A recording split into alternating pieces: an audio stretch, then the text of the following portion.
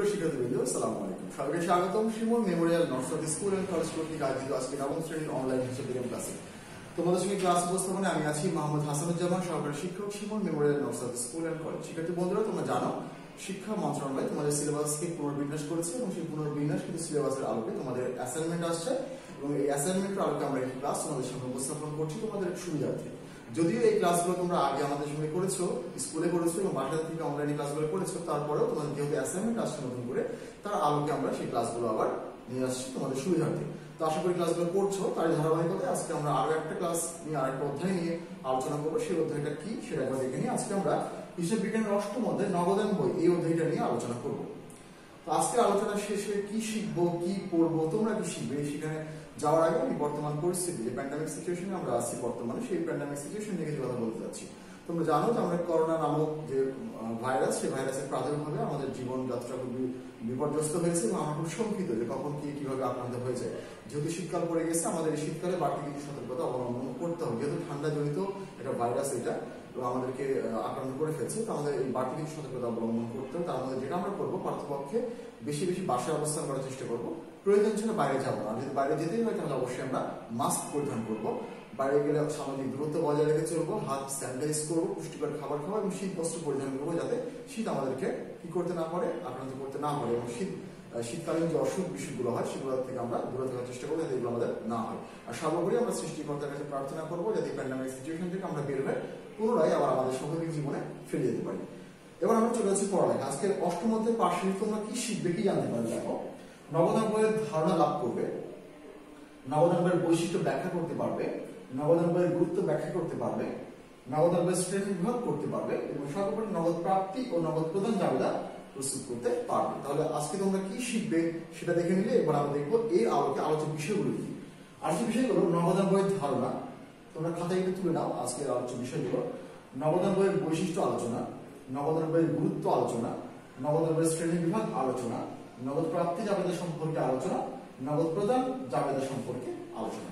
আশা করি আলোচ্য বিষয়গুলো তোমরা খাতায় তুলে নিয়েছো এবং বুঝতে পারছো যে আজকে আমরা নবোদান বই অধ্যায় কোন কোন বিষয় নিয়ে আলোচনা করবো। প্রথমে আমরা চলে যাচ্ছি নবোদান বই। নবোদান বই প্রথম কথাতেই বোঝা যাচ্ছে নবোদান বই মানে নগদ সংক্রান্ত লেনদেন যে বইতে লিপিবদ্ধ করা হয় সেটাই হচ্ছে নবোদান বই। স্বাভাবিক দৃষ্টিকোণ থেকে আমরা তো এটাই বুঝি, নবোদান মানে তো নগদ টাকা, আর বই মানে যেখানে আমরা লিপিবদ্ধ করে থাকি। হিসাব বিজ্ঞান যেহেতু তোমরা পড়ছো, হিসাব বিজ্ঞান পড়ে এতটুকু ধারণা তোমাদের অলরেডি হয়েছে, আমি আশা করছি যে বই অর্থাৎ আমার হিসাবের বইকে বোঝাচ্ছে, তাই না? তার নবোদান বই বলতে আমরা কি বুঝবো, নগদ সংক্রান্ত লেনদেন যে বইতে লিপিবদ্ধ করা হয় সেটাই হচ্ছে নবোদান বই। তাহলে আমরা বইয়ের ভাষা একবার দেখে নিই। যে সকল লেনদেন দ্বারা নগদ অর্থের প্রাপ্তি ও প্রদান ঘটে, এই যে লেনদেন মানে আদান প্রদান, ওই লেনদেন সমূহকে একত্রিত করে যে বই প্রস্তুত করা হয় তাই নবোদান বই। তাহলে আশা করি তোমরা নবোদান বই সম্পর্কে বিস্তারিত ধারণা লাভ করেছো। বই পড়লে আরো জানতে পারবে, অবশ্যই পাঠ্য বই বেশি বেশি করে পড়বে। এবার আমরা চলে আসবো বৈশিষ্ট্য। নবোদান বই বৈশিষ্ট্যকে আমরা যে নবোদান বই প্রস্তুত করবো, দেখলাম যে প্রাপ্তি এবং প্রদান সমূহকে নিয়ে আমরা নবোদান বই প্রস্তুত করছি। বৈশিষ্ট্যটা কি, নবোদান বই কিভাবে আমরা প্রস্তুত করবো এবং এর কি গুণ এগুলো আছে দেখি। প্রাপ্তি সমূহ ডেবিট ও প্রদান সমূহ ক্রেডিট দিকে লেখা হয়, এটা হচ্ছে নবোদান বই বৈশিষ্ট্য। নবোদান বই হিসেবে প্রাথমিক বই হওয়া সত্ত্বেও তার পাকা বই নেয়। তাছাড়া আমরা জানি প্রাথমিক বই হচ্ছে জাবেদা আর পাকা বই হচ্ছে খতিয়ান। নবোদান বই যেহেতু আমি একটা লেনদেন সংগঠিত হওয়ার পর ডেবিট ক্রেডিট বিশ্লেষণ করে সরাসরি আমি লিপিবদ্ধ করছি স্থায়ীভাবে, সেই কারণে এটা প্রাথমিক বই হওয়া সত্ত্বেও স্থায়ীভাবে যেহেতু লিখে রাখছে, যেমন পাকা বইয়ের কি করছে, পাকা বইয়ের কাজও করছে। নির্দিষ্ট সময় বিভিন্ন উৎস হতে মোট কত টাকা নগদ প্রাপ্তি করেছে এবং বিভিন্ন খাতে মোট কত টাকা নগদ অর্থের প্রদান করেছে তা নবোদান বই হতে জানে। যেহেতু প্রাপ্তি এবং প্রদান নিয়ে নবোদান বই প্রস্তুত করা হয়, সেই কারণে কি করছি, কত টাকার প্রাপ্তি করছে এবং কত টাকা প্রদান করছে সেটাও আমরা জানতে পারছি। এরপরে নগদ প্রাপ্তি ও প্রদানের পার্থক্য নির্ধারণের মাধ্যমে নগদ উদ্বৃত্তের পরিমাণ জানা সম্ভব। আমরা যেমন মোট আয় থেকে ব্যয় বাদ দিয়ে মুনাফা নির্ণয় করি, ঠিক একইভাবে কত টাকা আমি পাচ্ছি মানে অর্থাৎ আমার আয় হচ্ছে, সে আয় থেকে ব্যয় সমূহ অর্থাৎ প্রাপ্তি থেকে প্রদান সমূহ বাদ দিয়ে আমার ব্যালেন্স বা উদ্বৃত্তের মতো সেটা নবোদান বই থেকে নির্ণয় করা সম্ভব। অর্থাৎ নবোদান বই থেকে আমি নগদ এবং ব্যাংকের যে উদ্বৃত্ত সেটা আমি নির্ণয় করতে পারবো। মনে রাখবা, নগদ এবং ব্যাংক এই দুইটা হিসাবে কি সবসময়, নগদান হিসাবে কি হয় সবসময় ডেবিট উদ্বৃত্ত হয়, ব্যাংক হিসাবে কিন্তু ডেবিট উদ্বৃত্ত হয়। তবে একটা কথা আছে, নগদ টাকা নিয়ে ব্যবসা শুরু করলাম এটা হতে পারে, ব্যাংক থেকে কিন্তু ঋণ নিয়ে ব্যবসা শুরু করা যায়। নগদের নেগেটিভ ব্যালেন্স হয় না কখনোই, কারণ নগদ টাকা তোমার হাতে না থাকলে সেটা কিন্তু ব্যালেন্স জিরো। কিন্তু ব্যাংক থেকে কখনো কখনো ঋণ নিয়ে ব্যবসা শুরু করা হয়, তাকে বলা হয় ব্যাংক জমাতে লিপ্ত। কিন্তু উদ্বৃত্ত সবসময় ডেবিট হয়, নগদ এবং ব্যাংক দুটারই ডেবিট উদ্বৃত্ত হয়। আমরা সারা মাস লেনদেন শেষে উদ্বৃত্ত কিন্তু ডেবিট উদ্বৃত্তই নির্ণয় করি। এরপরে নগদান তহবিলের উপরে নগদ তহবিলের উপর পূর্ণ নিয়ন্ত্রণ রাখা সম্ভব হয়। অবশ্যই নগদ টাকার আন্তঃপ্রবাহ অর্থাৎ লেনদেন আদান প্রদান ঘটছে, সেই কারণে অবশ্যই পূর্ণ নিয়ন্ত্রণ রক্ষা করা সম্ভব হয়। আশা করি নগদান বইয়ের যে বৈশিষ্ট্যগুলো আছে সেগুলো তোমরা অনুধাবন করতে পেরেছো। এবার আমরা চলে যাবো গুরুত্বে। নগদান বইয়ের গুরুত্ব নেই, কেন আমরা নগদান বই প্রস্তুত করবো।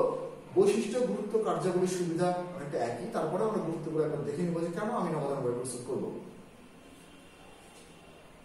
নগদান বই হতে মোট নগদ প্রাপ্তি ও মোট নগদ প্রদানের পরিমাণ জানা সম্ভব। এই কারণে নির্দিষ্ট সময় নগদ উদ্বৃত্তের পরিমাণ জানা সম্ভব। এই কারণে মোট ক্রয় ও মোট বিক্রয়ের পরিমাণ জানা সম্ভব হয়। নগদান বইয়ের উদ্বৃত্তের সঙ্গে প্রকৃত হাতে নগদের তুলনা করে ভুল ও গরমিল সমূহ চিহ্নিত করে সংশোধন করা সম্ভব এবং নির্দিষ্ট শ্রেণীর নগদান বই প্রস্তুতের মাধ্যমে ব্যাংক সংক্রান্ত লেনদেন ও ব্যাংক উদ্বৃত্তের পরিমাণও জানা সম্ভব। তাহলে আমরা দেখতে পাচ্ছি নগদান বই প্রস্তুতের মাধ্যমে নগদ এবং ব্যাংক সংক্রান্ত যে লেনদেনগুলো আছে এই সার্বিক একটা তথ্যচিত্র এবং ধারণা লাভ করা সম্ভব নগদান বইয়ের মাধ্যমে। নগদ কত টাকার আদান এবং প্রদান করেছে, ব্যাংক সংক্রান্ত কত টাকার আদান এবং প্রদান হয়েছে, নগদের উদ্বৃত্ত কত ছিল এবং বর্তমান উদ্বৃত্ত কত, এবং ব্যাংকের কত উদ্বৃত্ত ছিল বর্তমান উদ্বৃত্ত কত, এবং যদি কোনো গরমিল বা ভুল ত্রুটি হয় সেটা নগদান বইয়ের মাধ্যমে সংশোধন করে নেওয়া সম্ভব। আশা করি নগদান বইয়ের বৈশিষ্ট্যের মতোই নগদান বইয়ের যে গুরুত্ব সেই গুরুত্বগুলো তোমরা বুঝতে পেরেছো, অনুধাবন করতে পেরেছো। বই পড়লে আরো জানতে পারবে, অবশ্যই পাঠ্য বই বেশি বেশি করে পড়তে হবে আমাদেরকে। এবার আমরা চলে যাবো শ্রেণী বিভাগ। নগদান বই তো বুঝলাম, নগদান বইয়ের শ্রেণী বিভাগ কয় ভাগে ভাগ করা হয়েছে। দেখো নগদান বইকে মোট 4 ভাগে ভাগ করা হয়েছে। 1 ঘর নগদান বই, 2 ঘর নগদান বই, 3 ঘর নগদান বই, খুচরা নগদান বই। 1 ঘরা, 2 ঘরা, 3 ঘরা, খুচরা, ব্যাপারটা কি তাই না? ঘরা, ঘর বিষয়টা কি তোমরা প্রাথমিক ভাবে দেখো একটা জিনিস। 1 ঘরা মানে একটা ঘর, 2 ঘরা মানে 2টা ঘর, 3 ঘরা মানে 3টা ঘর, খুচরা মানে অনেক টাকা। আমাদের কাছে যখন টাকা থাকে, নোট টাকা থাকে, 1000 টাকার নোট একটাই নোট, কিন্তু 1000 টাকার নোটকে যখন আমরা ভাঙাই 100 টাকার নোট যদি 10টা হয় তখন সেটা কি খুচরা হয়ে যায়। আবার 100 টাকা যদি আমি 10 টাকার নোটে ভাগ করে তাহলে 10টা 10 টাকার নোট হয়, তাহলে এটা কিন্তু খুচরা। অর্থাৎ খুচরা অর্থাৎ একাধিক, অনেকগুলো। আর যখন ঘর উল্লেখ করে দিচ্ছে তখন বুঝতে হবে ঠিক নির্দিষ্ট ওই ঘর। আমরা এখন নগদান বইয়ের শ্রেণী বিভাগটা জানলাম, 4 ভাগে ভাগ করা হয়েছে। এই 4 ভাগের প্রকারভেদ দেখার পর আমরা একটু দেখবো যে কেন এগুলোকে 1 ঘরা বলা হচ্ছে, 2 ঘরা বলা হচ্ছে, 3 ঘরা বলা হচ্ছে এবং খুচরা নগদান বই বলা হচ্ছে। আমরা নমুনা পর্যন্ত দেখব। 1 ঘর নগদান বই আসলে বলা হচ্ছে প্রকৃত অপেক্ষাকৃত ছোট আয়তনের ব্যবসায়িক প্রতিষ্ঠানে 1 ঘর নগদান বই প্রস্তুত করা হয়। ছোট ছোট ব্যবসায়িক প্রতিষ্ঠানের ক্ষেত্রে 1 ঘর নগদান বই প্রস্তুত করা হয়। এখানে নমুনা দেওয়া হয়েছে। তার আগে আমি বলে নিই 1 ঘরা বলতে কি বুঝতে পারছি। 1 ঘরা মানে টাকার একটা মাত্র ঘর, টাকার একটা মাত্র ঘর। আমি তোমাদেরকে যখন নগদান বই আলোচনা করলাম তখন তোমরা দেখেছো যে নগদান বইয়ের ক্ষেত্রে আমি কি বললাম, নগদ এবং ব্যাংক সংক্রান্ত লেনদেন বলেছিলাম তাই না। নগদ এবং ব্যাংক সংক্রান্ত লেনদেন নেই কিন্তু এদের কাজ, নগদান বইয়ের কাজ। নগদ সংক্রান্ত লেনদেন তো ব্যাংক অথবা নগদের মাধ্যমেই হবে। এখানে 1 ঘরা বলতে টাকার একটা ঘরকে বোঝানো হচ্ছে। এই জন্য একটা যেহেতু টাকার ঘর থাকে সেই কারণে বলা হচ্ছে 1 ঘর নগদান বই। নগদান বই অনেকটা খতিয়ান, খতিয়ান যেমন দুইটা দিক থেকে ডেবিট এবং ক্রেডিট, ঠিক তেমন দেখো এটা ডেবিট দিক, এটা ক্রেডিট দিক, মাঝখানে ডিভাইডেড। এরপর দেখো তারিখ, প্রাপ্তি, ভাউচার নম্বর, খতিয়ান বিশিষ্ট পরিমাণ টাকা। ঠিক ডান দিকে তারিখ, প্রদান, ভাউচার নম্বর, খতিয়ান বিশিষ্ট পরিমাণ টাকা। আমরা কি দুটো দিকে ভাগ করছি। একটা হচ্ছে ডেবিট দিক, এই দাগের বাম দিকটা হচ্ছে ডেবিট দিক, এই দাগের ডান দিকটা হচ্ছে ক্রেডিট দিক। প্রাপ্তি সমূহ তারিখের ক্রম অনুসারে প্রাপ্তি যে লেনদেনগুলো আছে পাবো, সেই প্রাপ্তি সমূহ তারিখের ক্রম অনুসারে এখানে পোস্টিং দিব খতিয়ানের মতো করে এক হুবহু। আর ক্রেডিট বা প্রদান সমূহকে আমরা তারিখের ক্রম অনুসারে এদিকে পোস্টিং দিব, দিয়ে আমরা যেদিকে যোগফলটা বেশি সেই যোগফলটা দুদিকে বসাবো, বসানোর পরে উদ্বৃত্ত বা ব্যালেন্স নির্ণয় করব। যেভাবে আমরা সনাতন পদ্ধতির খতিয়ান তৈরি করি, অর্থাৎ টি ছকে যেভাবে খতিয়ান তৈরি করে উদ্বৃত্ত নির্ণয় করতাম, এই নগদান বই ঠিক তেমন ভাবে আমরা উদ্বৃত্ত বা ব্যালেন্স নির্ণয় করব। এই দেখো পরিমাণ টাকা, টাকার ঘর মাত্র একটা, ডেবিট দিকে টাকার ঘর একটা, ক্রেডিট দিকে টাকার ঘর একটা। এই জন্য বলা হচ্ছে কি 1 ঘর নগদান বই।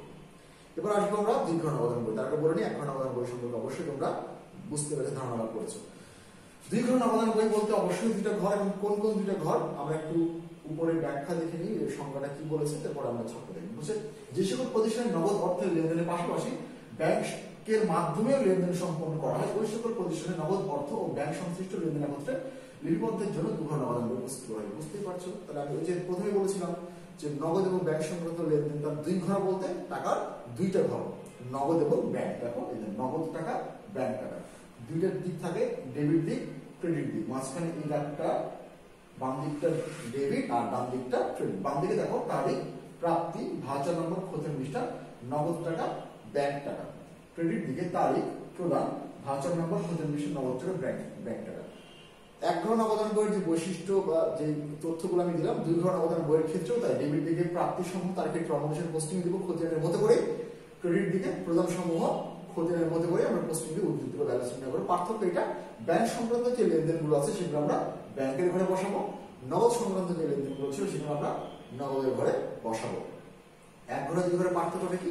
1 ঘর নগদান বইয়ে শুধুমাত্র নগদ সংক্রান্ত লেনদেনগুলো লিপিবদ্ধ করতে হবে, আর 2 ঘর নগদান বইয়ে নগদ এবং ব্যাংক সংক্রান্ত লেনদেনগুলো লিপিবদ্ধ করতে হবে। তাহলে যদি কোনো একটা অঙ্ক আসে সেখান থেকে কি হতে পারে, নগদ এবং ব্যাংক 2 ধরনের লেনদেনই আসতে পারে। সেক্ষেত্রে আমরা কি করব, যদি আমাদেরকে 1 ঘর নগদান বই প্রস্তুত করতে পারে তাহলে শুধুমাত্র নগদ সংক্রান্ত লেনদেনগুলো বেছে বেছে আমরা 1 ঘর নগদান বই প্রস্তুত করব। যদি 2 ঘর নগদান বই প্রস্তুত করি তাহলে নগদ এবং ব্যাংক দুইটা অর্থাৎ 2 ধরনের লেনদেনই আমরা নগদান 2 ঘর নগদান বই পোস্টিং দিয়ে আমরা কি করব, নগদান বই প্রস্তুত করব। আশা করি তোমরা বুঝতে পেরেছো। এবার আমরা যাবো 3 ঘর নগদান বই। 3 ঘর নগদান বই 3টে ঘর, নগদ এবং ব্যাংক তো হবে। আমরা দেখো বৃহদায়তন প্রতিষ্ঠান যখন লেনদেন করে তখন কিন্তু বাট্টা বা ছাড়ের একটা প্রসঙ্গ আসে, যে ছাড় আসে। প্রতিষ্ঠানের উৎপাদনকারী কারবারি বাট্টা প্রদান করে, কারবারি বাট্টা হিসেবভুক্ত হয় না, কারণ কারবারি প্রতিষ্ঠান উৎপাদিত মূল্য থেকে যে টাকা ছাড় দেয় সেটা হচ্ছে কারবারি বাট্টা। 300 টাকায় একটা পণ্য উৎপাদন হয়েছে, সেখান থেকে কি করলো, মূল্য খুচরা বিক্রয় মূল্য লেখা আছে 500 টাকা, সেটা কি করা হয়েছে, এই 500 টাকা থেকে কি করলো, 200 টাকা ছাড় দিয়ে 300 টাকাতে উৎপাদনকারী খুচরা বিক্রেতার কাছে বিক্রি করবে। খুচরা বিক্রেতা ওই 300 টাকার সঙ্গে মুনাফা যোগ করবে, সে ধরে নাও 100 টাকা মুনাফা যোগ করে 400 টাকায় বিক্রি করবে। মূল্য লেখা আছে 500, কিন্তু 500 টাকায় তো খুচরা বিক্রেতা কিনছে না, উৎপাদনকারীর কাছ থেকে কিনছে না। কিন্তু উৎপাদনকারী কি করছে, উৎপাদিত মূল্য যেটা তার মুনাফা সহ সে 300 টাকায় বিক্রি করছে আর বলছে 200 টাকা ছাড়, সে কারবারে বাট্টা প্রদান করছে। এক কথায় কারবার বা প্রতিষ্ঠান উৎপাদিত পণ্যের উপরে যে ছাড় বা বাট্টা প্রদান করে সেটা কারবারি বাট্টা, যেটা হিসাবভুক্ত হবে না, কিন্তু নগদ বাট্টা হিসাবভুক্ত হয়। যেমন আমি কারো কাছে ধারে বিক্রি করেছি, তার কাছ থেকে আমি টাকা পাবো আমি 1000 টাকা, কিন্তু সে আমাকে দিচ্ছে 800 টাকা, 200 টাকা আমি পাচ্ছি না, অর্থাৎ এটা আমাদের ক্ষতি, তাই না? আবার আমি ক্রয় করেছি 2000 টাকা, আমি তাকে 1800 টাকা প্রদান করছি, 200 টাকা প্রদান করছি না, তাহলে এটা আমাদের আয়, তার জন্য ক্ষতি। এই যে নগদ সংক্রান্ত লেনদেন, অর্থাৎ লেনদেনের মধ্যে পণ্যের মূল্য থেকে যে ছাড়টা প্রতিষ্ঠান বা কারবার দিয়ে থাকে সেটা হচ্ছে নগদ বাট্টা। নগদ বাট্টা, প্রাপ্ত বাট্টা প্রতিষ্ঠানের জন্য আয়, প্রদত্ত বাট্টা প্রতিষ্ঠানের জন্য ব্যয়। এই যে বাট্টা, এই বাট্টাটা মুনাফাতে প্রভাব বিস্তার করে। কিভাবে? বাট্টা আমি প্রদান করছি তখন খরচের পরিমাণটা বাড়ছে, মুনাফার পরিমাণটা কমে যাবে। ঠিক একইভাবে বাট্টা পাচ্ছি, খরচের পরিমাণটা কমছে, মুনাফার পরিমাণটা বাড়বে। আমি যদি বাট্টাকে হিসাবভুক্ত না করি সঠিকভাবে, তাহলে আমার নগদান বই সঠিক হবে না, হিসাব সঠিক হবে না, এবং মুনাফা যে আমার নির্ণয় করবো সেই মুনাফাটাও সঠিক হবে না। সর্বোপরি আমার আর্থিক অবস্থার বিবরণীয় সঠিক হবে না, অর্থাৎ আর্থিক অবস্থা যেটা আমি প্রদর্শন করবো সেটা সঠিক হবে না। তো নগদান বইয়ে বাট্টার গুরুত্বটা বুঝতে পারছেন নিশ্চয়ই। এই বাট্টার জন্য একটা ঘর তৈরি করা হয়, এটাই হচ্ছে 3 ঘর নগদান বইয়ের বৈশিষ্ট্য। 3টা ঘর, একটা নগদের, একটা ব্যাংকের, একটা বাট্টা। উপরে দেখো বলা হয়েছে নগদ অর্থ ও ব্যাংক সংক্রান্ত লেনদেনের পাশাপাশি দেনাপাওনা নিষ্পত্তিকালীন বাট্টা সহকারে 3 ঘর নগদান বই প্রস্তুত করা হয়। এই যে নিষ্পত্তিকালীন, আমি প্রদান করতাম 1000 টাকা, 200 টাকা আমি দিলাম না বা ছাড় দিচ্ছি, আমরা অনেক সময় এই কাজটা কিন্তু করি। ধার হয়ে গেছে, তো ঠিক আছে ভাই, আপনাকে কেউ আমার কাছ থেকে 5000 টাকা পাবে, আমি তাকে টাকা প্রদান করতে পারছি না অর্থনৈতিক অসচ্ছলতার কারণে, অথবা আমি ইচ্ছে করেই করছি না, তখন সে আমাকে বললো কি, আপনাকে 5000 টাকা দিতে হবে না, আপনি আমাকে 4000 টাকা দেন, বাকি 1000 টাকা আপনার মাফ, আমি এটা ছাড় পাচ্ছি, তাই না? এই ধরনের যে হিসাবগুলো আছে বাট্টা করা, সেগুলো অবশ্যই হিসাবভুক্ত করতে হবে। আশা করি তোমরা দেখতে পেলে। দেখো আমরা ছকটা করে দেখে ডেবিট এবং ক্রেডিট দিই, এর মাঝখানে এটা যে ডিভাইডার হয় তাহলে বাম দিকটা ডেবিট আর ডান দিকটা ক্রেডিট। তারিখ, প্রাপ্তি, ভাউচার নম্বর, খতিয়ান পৃষ্ঠা, প্রদত্ত বাট্টা, নগদ টাকা, ব্যাংক টাকা। তারিখ, প্রদান, ভাউচার নম্বর, খতিয়ান পৃষ্ঠা, প্রাপ্ত বাট্টা, নগদ টাকা, ব্যাংক টাকা। তাহলে পোস্টিং দেওয়ার নিয়ম 1 ঘর নগদান বই, 2 ঘর নগদান বই, 3 ঘর নগদান বই, একই পদ্ধতি, একই নিয়ম। আশা করি তোমরা 1 ঘর, 2 ঘর এবং 3 ঘর নগদান বই সম্পর্কে বিস্তারিত ধারণা লাভ করেছে এবং তোমরা অঙ্ক আসলে করতে পারবে লেনদেনগুলো বিশ্লেষণের মাধ্যমে। খুচরা নগদান বই, খুচরা নগদান বই তোমাদের পাঠ্যসূচিতে খুচরা নগদান বই মেনশন করা হয়েছে, কিন্তু এর বিস্তারিত ব্যাখ্যা বিশ্লেষণ দেওয়া হয়নি। তোমাদের এই পাঠ্যসূচিতে নাই, ইন্টারমিডিয়েটে গেলে তোমরা এই খুচরা নগদান বইয়ের সঙ্গে পরিচিত হবে। খুচরা নগদান বইয়ের বিষয়টা আমি একটু তোমাদের ধারণা দিই। প্রতিষ্ঠানের বিভিন্ন ধরনের খরচ আছে, বড় বড় খরচ আছে কিছু এবং খুচরা কিছু খরচ আছে। যেমন প্রতিষ্ঠানের জন্য আপ্যায়ন খরচ, মনিহারি খরচ, স্ট্যাম্পের ডাক ও তার সংক্রান্ত কথা, টেলিফোন বিল, যাতায়াত, পরিবহন, আবার চায়ের নাস্তার খরচ, এই ধরনের খুচরা পেটি ক্যাশ ছোট ছোট কিছু খরচ আছে যেগুলা ছোট ক্যাশিয়ার অর্থাৎ ছোট ক্যাশিয়ার প্রদান করে থাকে। সেগুলো একটা ভাউচার তৈরি করে বড় ক্যাশিয়ারকে প্রদান করা হয়। প্রতিষ্ঠানে যে খুচরা ছোট ছোট 10 টাকা 20 টাকা 5 টাকার যে খরচগুলো আছে সেগুলো অর্থাৎ সেই খরচগুলা হিসাব রাখার জন্য, সেই খরচের হিসাবগুলো রাখার জন্য একটা নগদান বই প্রস্তুত করে, সেটা হচ্ছে খুচরা নগদান বই। খুচরা নগদান বই সম্পর্কে তোমাদের ছকের নমুনা দেওয়া নাই, তোমরা বললাম যে ইন্টারমিডিয়েট এগুলো পাবে। তোমার খুচরা নগদান বই সম্পর্কে সাম্যক বা একটা প্রাথমিক একটা ধারণা তোমাদেরকে দিলাম। আশা করি তোমরা বুঝতে পেরেছো। পরবর্তী ক্লাসে তোমরা যখন এর সঙ্গে পরিচিত হবে তখন তোমরা বিস্তারিত সম্পর্কে আরো জানতে পারবে আশা করছি ইনশাআল্লাহ। এবার আমরা চলে যাব কনফারেন্ট্রি। কনফারেন্ট্রির বিষয়টা কি? দেখো কখনো কখনো কিছু লেনদেন আছে যে লেনদেনগুলো একই সঙ্গে নগদ এবং ব্যাংক দুদিকে প্রভাব বিস্তার করে। নগদ এবং ব্যাংক দুই ঘরে প্রভাব বিস্তার করে। যেমন আমি নগদ টাকা ব্যাংকে জমা দিলাম, তাহলে ব্যাংকের ব্যালেন্স বৃদ্ধি হবে, নগদ টাকা কমবে। দুই দিকে দেখো নগদান করে দুই দিকে ডেবিট দিকে যেমন নগদ এবং ব্যাংকের ঘর আছে, ক্রেডিট দিকে নগদ এবং ব্যাংকের ঘর আছে। ঠিক একইভাবে ব্যাংক থেকে যখন আমি টাকা উত্তোলন করে নিই তখন আমার নগদ টাকা বৃদ্ধি পায়, ব্যাংকের ব্যালেন্স কমে না? তাহলে আমি কি করছি, ব্যাংকে যখন টাকা জমা দিচ্ছি তখন ব্যাংকের ব্যালেন্স বাড়ছে, নগদ টাকা কমছে। আর যখন আমি টাকা উত্তোলন করছি ব্যাংকের ব্যালেন্স কমছে, নগদ টাকা বাড়ছে। ডেবিট এবং ক্রেডিট দুদিকে কি প্রভাব বিস্তার করে না?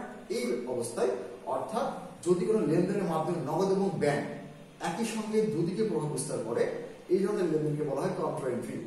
এই কন্ট্রা এন্ট্রিগুলোকে কি করতে হবে, লিপিবদ্ধ করতে হবে তারিখে এবং ব্র্যাকেটে ভাউচার বা ক্ষতিবিশেষ ঘরে সি বা ক দিয়ে ব্র্যাকেট দিয়ে লিখতে হবে কন্ট্রা এন্ট্রিগুলো। দেখো নগদ অর্থ যখন ব্যাংকে জমা দেওয়া হয় কি হয়, ব্যাংকের ব্যালেন্স বৃদ্ধি পায়, ডেবিট মানে ডেবিট দিক বৃদ্ধি পাচ্ছে, আর নগদ ক্রেডিট দিকে কি হয়, নগদ টাকা কমে যাবে, এখানে বসবে। তাহলে ব্যাংকে যখন টাকা জমা দিই তখন এখানে ব্যাংকের ঘরে বসবে টাকাটা, ব্যাংকের ব্যালেন্স বৃদ্ধি পাবে। নগদ টাকা জমা দেওয়ার ফলে ক্রেডিট দিকে দেখো ব্যাংকের নগদের ঘরে টাকাটা বসছে, অর্থাৎ নগদ ব্যালেন্স কমবে। ঠিক একইভাবে যখন বললাম উত্তোলন করলাম তখন কি হবে, উত্তোলন করলে নগদ টাকা বাড়ে, ব্যাংক কমবে। নগদ টাকা বৃদ্ধি পেলে এটা ডেবিট দিকে আমরা আগেই দেখেছি, ডেবিট দিকে নগদের ঘরে টাকাটা বসবে। আর ব্যাংকের ব্যালেন্স থেকে যেহেতু কমে যাচ্ছে, ব্যাংক থেকে টাকা উত্তোলন করছি, তাহলে ক্রেডিট দিকে ব্যাংকের ব্যালেন্সটা কমে যাবে। কনফারেন্ট্রি বিষয়টা আশা করি তোমরা বুঝতে পেরেছো। খুব গুরুত্বপূর্ণ, প্রত্যেকটা লেনদেন মনে রাখবা। নগদান বইয়ের অঙ্ক যখন তোমাদের এসএসসি পরীক্ষা আসবে কনফারেন্ট্রি একটা আসে সাধারণত। নগদ প্রাপ্তি যাবে, নগদ প্রাপ্তি মানে বুঝতে পারছো, নগদ টাকা প্রাপ্তি অর্থাৎ নগদ টাকা পেয়েছি এমন লেনদেনগুলোকে যে বলে লিখবো সেটা হচ্ছে নগদ প্রাপ্তি যাবে। নির্দিষ্ট সময়ের মোট নগদ আন্তঃপ্রবাহ জানার উদ্দেশ্যে সকল নগদ সমতুল্য প্রাপ্তির লেনদেন নগদ প্রাপ্তি যাবে লিপিবদ্ধ করা হয়। নগদ প্রাপ্তি যাবে ছকটা দেখো, তারিখ ক্রেডিট হিসেব খাত। নগদ প্রাপ্তি যেহেতু নগদ হিসাব ডেবিট হবে আর বিপরীত হিসাব খাতটা ক্রেডিট হিসাব খাত আমরা এখানে লিখবো, তাহলে বুঝতে পারবো কোন পারপাসে আমি নগদ টাকা পেয়েছি। এরপর সূত্র ডেবিট, নগদ হিসাব ডেবিট, বাট্টা ডেবিট, বিক্রয় ক্রেডিট, দেনাদার ক্রেডিট, অন্যান্য হিসাব ক্রেডিট। অর্থাৎ নগদ টাকা তো ডেবিট হবে, নগদ টাকা যখন আমি পাচ্ছি নগদ হিসাব ডেবিট, নগদ হিসাব দেখো নগদ ডেবিট করা হয়েছে। আর নগদ টাকা কিভাবে পাই, আমরা কিন্তু বিক্রয় করলে নগদ টাকা পাই, দেনাদারের কাছে ধারে বিক্রি করেছিলাম বর্তমানে টাকা পাচ্ছি সেই ধরনের নগদ টাকা পাই। আবার অন্যান্য কারণেও পাই, মুনাফা আমি পেয়েছি, আমরা সেবা দিয়ে আয় হয়েছে, অথবা কমিশন পেয়েছি, আছে না, আছে তো, এই ধরনের শিক্ষানবিশ আমি পেয়েছি, বিভিন্ন ভাবে আয় হয়। ওই বিভিন্ন ভাবে আয়গুলোকে আমরা অন্যান্য বলে লিখেছি। ক্রেডিট হিসাব খাত লিখবো, ডেবিটের ঘরে টাকাটা বসাবো, আর এছাড়া কি পারপাসে পেয়েছি সেগুলো এখানে বসাবো, এখানে সেই পারপাস গুলো আমরা লিখবো। আশা করি নগদ প্রাপ্তি জাবেদা কিভাবে লিপিবদ্ধ করতে হবে যে প্রাথমিক ধারণা সেটা লাভ করেছে। প্রদানের ক্ষেত্রে ঠিক তার বিপরীত, আমরা কি করি, নগদ টাকা প্রদান করি কিভাবে, বিভিন্নভাবে। পণ্যদ্রব্য ক্রয় করলে, সেবা গ্রহণ করলে, সম্পত্তি ক্রয় করলে করি কিনা, পাওনাদারকে প্রদান করলে করি না, এই হিসাবগুলোকে আমরা নগদ প্রদান জাবেদা লিপিবদ্ধ করবো। দেখো তারিখ, চেক নম্বর, ডেবিট হিসাব, দেখো নগদান হিসাব ক্রেডিট, দেখো নগদ ক্রেডিট, তার বিপরীত হিসাবকে ডেবিট লিখবো। অর্থাৎ নগদ টাকা ক্রেডিট হয়েছে, কমেছে কোন পারপাসে, সেই পারপাসটা আমরা ডেবিট হিসাব খাতে ঘরে বসাবো। সেই পারপাসটা বিভিন্ন হতে পারে, যেমন দেখো ক্রয়ের জন্য হতে পারে, পাওনাদারের জন্য হতে পারে, অন্যান্য বিভিন্ন কারণে হতে পারে, আমি যেটা তোমাদেরকে একটু আগে ব্যাখ্যাতে বললাম। তবে নগদ প্রাপ্তি এবং নগদ প্রদান জাবেদার বিষয়টা হচ্ছে, নগদ প্রাপ্তি জাবেদায় নগদ যত টাকা আন্তঃপ্রবাহ হচ্ছে অর্থাৎ পাচ্ছি সেটা আমরা নগদ হিসাব ডেবিট ঘরে বসাবো, বিবরণ ঘরে ক্রেডিট টাকার যে হিসাব খাত সেটাকে লিখবো, আর যেই হিসাবটা আমরা ক্রেডিট দিকে লিখলাম সেই হিসাবটা আমরা ক্রেডিট ঘরে বসাবো। প্রদানের ক্ষেত্রে ঠিক তার বিপরীত, নগদ টাকা প্রদান করলাম, নগদের হিসাব ক্রেডিট দিকে টাকাটা বসাবো, আর ডেবিট দিকে আমরা এখানে কি করবো, ডেবিট হিসাব খাত লিখবো, সেই হিসাব খাতের নামটা আমরা এখানে লিপিবদ্ধ করে নগদ প্রদান জাবেদা তৈরি করবো। আশা করি নগদ প্রাপ্তি, নগদ প্রদান জাবেদা সম্পর্কে তোমরা ধারণা লাভ করেছো। বাসায় বেশি বেশি করে একটু পড়তে হবে, আসলে ক্লাস করলা শুনলা হবে না, আমি যেটা আলোচনা করছি সেই আলোচনার প্রেক্ষিতে তোমাদের বাসায় বইটা খুলে দেখতে হবে। বই খুলে না দেখলে ক্লাস করে কিছু হবে না। তোমরা যতই ক্লাস করো, যতই অনলাইনে থাকো, সারাদিন অনলাইনে ক্লাস করছো, দেখছো, শুনছো, হবে না। তোমাদেরকে পাঠ্য বইটা খুলতে হবে, খুলে বইটা পড়তে হবে, উদাহরণগুলো দেখতে হবে, তবেই তোমরা জানতে পারবে, বুঝতে পারবে। এছাড়া সম্ভব না। জ্ঞান আহরণ করতে হলে অবশ্যই পাঠ্য বই পড়তে হবে, কারণ মানুষের জ্ঞানের আধার হচ্ছে বই। যত তুমি পড়বে ততই বেশি জানতে পারবে। আশা করি আমার পরামর্শগুলো তোমরা পজিটিভলি নিবে এবং তোমরা বাসায় বাড়ি বেশি বেশি করে চর্চা করবে। শিক্ষার্থী বন্ধুরা, আজকে আমাদের কিন্তু আলোচনা প্রায় শেষ পর্যায়ে চলে আসছে। আমরা নবদান বইয়ে যে পাঠ্য ছিল তোমাদের অ্যাসাইনমেন্টে, সেই অ্যাসাইনমেন্টের আলোকে আমি আজকে ক্লাস তোমাদের সামনে নিয়ে এসেছিলাম। আমাদের ক্লাস প্রায় শেষ, এখন আমরা চলে যাবো সরাসরি মূল্যায়ন পর্বে। অর্থাৎ আজকের ক্লাস শেষে আমরা যা শিখলাম তার আলোকে কিছু মূল্যায়ন প্রশ্ন আমরা দেখবো যে আমরা সেগুলো উত্তর করতে পারছি কিনা। আমাদের ক্লাসের আলোকে উত্তর করতে পারলে অবশ্যই ভালো, এবং তোমরা আশা করি আমার সঙ্গে উত্তরগুলো করতে পারবে। নবদান বই কত প্রকার, কি? নবদান বই আমরা দেখলাম 4 প্রকার। কি কি? 1 ঘোড়া, 2 ঘোড়া, 3 ঘোড়া এবং খুচরা। কমপ্লিমেন্টারি বা দাখিলাতি আমরা একটু আগে দেখলাম, যেই লেনদেনের মাধ্যমে কি হয়, নগদ এবং ব্যাংক দুই দিকেরই প্রভাব বিস্তার করে, 2 ঘরে প্রভাব বিস্তার করে, 2 হিসাবকে প্রভাবিত করে, সেগুলোই হচ্ছে কমপ্লিমেন্টারি। ব্যাংকের ক্রেডিট উদ্বৃত্ত দ্বারা কি বোঝায় আমি বলেছিলাম না আলোচনার শুরুতে, 2 ঘরে নবদান বইয়ে ব্যাংকের ক্রেডিট উদ্বৃত্ত দ্বারা ব্যাংক জমাদারিত্ব নির্দেশ করে। 3 ঘর নবদান বইয়ে মোট কতটি কলাম বা ঘর থাকে? মোট কতটি? 14টি ঘর থাকে। হিসেব করে দেখো, 14। দেখার পরে নমুনা তোমরা দেখে নাও। 3 ঘর নবদান বইয়ে এটা আমরা দেখতে পাচ্ছি 1 2 3 4 5 6 7 8 9 10 11 12 13 14। 14টা ঘর 3 ঘর নবদান বইয়ে থাকে।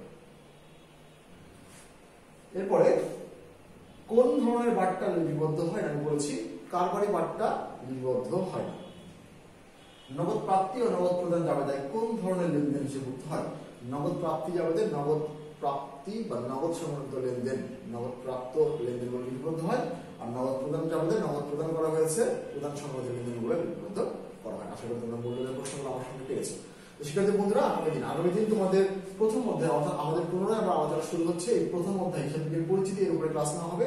উত্তরধারীর আগের ক্লাস হয়েছে, তোমরা ক্লাস করেছো আশা করি। পরবর্তীতে আবার এই ক্লাসে আমরা তোমার সঙ্গে দেখা হবে সেই প্রত্যাশা রেখে এবং তোমাদের সুস্বাস্থ্য কামনা করে আজকের মধ্যে এখানে শেষ করছি। সবাই ভালো থাকবে, সুস্থ থাকবে। আল্লাহ হাফেজ। আসসালামু আলাইকুম ওয়া রাহমাতুল্লাহ।